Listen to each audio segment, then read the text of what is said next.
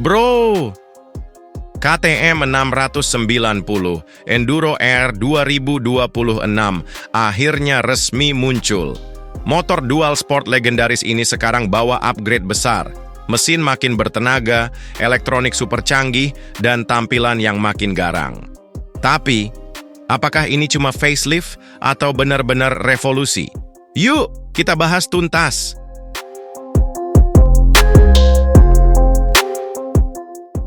Jantungnya tetap mesin LC 4692, 7 sesi single cylinder, tapi jangan salah, hampir 50% komponennya baru, termasuk crankcase, kopling, sampai penutup stator. Sekarang sudah Euro 5 plus compliant, tenaga tembus 79 horsepower, dan torsi 73 Nm. Cukup brutal buat motor 150 kg-an. Yang bikin makin keren, interval servisnya sekarang lebih santai. Oli tiap 15.000 km, cek klep tiap 60.000 km. Buat yang sering touring jarak jauh, ini kabar bahagia.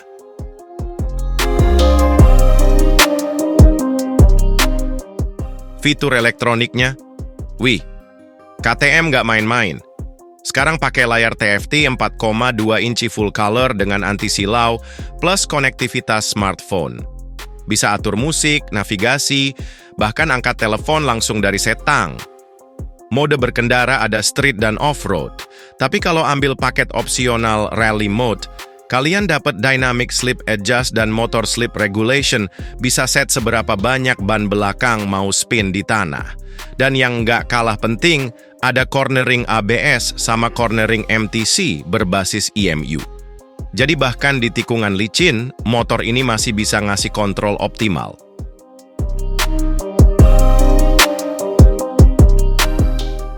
Rangkanya masih pakai chrome moly trellis frame khas KTM, tapi stiffness-nya diset ulang buat feedback yang lebih responsif. Suspensi WP Explore depan 48 mm dan monoshock belakang makin siap hadapi jalur liar. Ground clearance 265 mm, tinggi jok 935 mm. Ya, motor ini memang nggak ramah buat yang tingginya di bawah 170 cm, tapi posisi berkendaranya pas buat off-road. Desain bodinya lebih ramping, skid plate baru, titik dudukan center stand sudah disiapkan, detail kecil yang bikin hidup lebih gampang.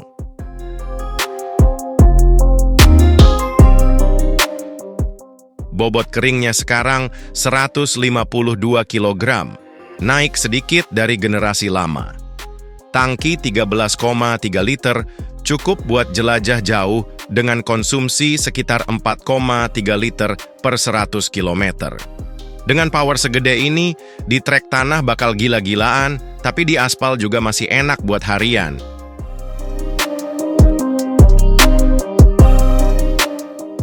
Sayangnya, harga resmi belum diumumkan.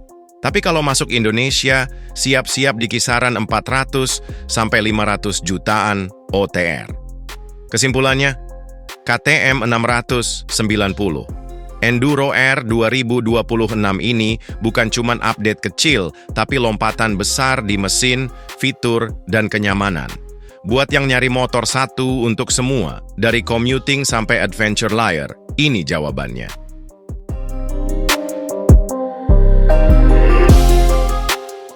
Gimana menurut kalian?